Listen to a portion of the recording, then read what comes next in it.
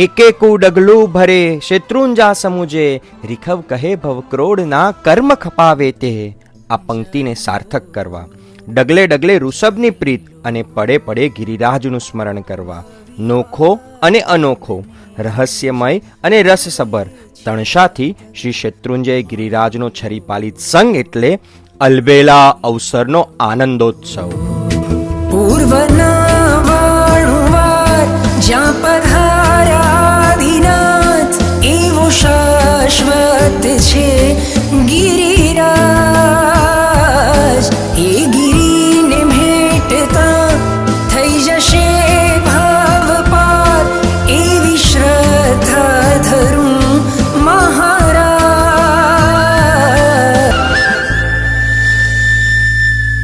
સિદ્ધાચલના શિખરોને વંદન, શત્રુંજયના શિખરોને વંદન.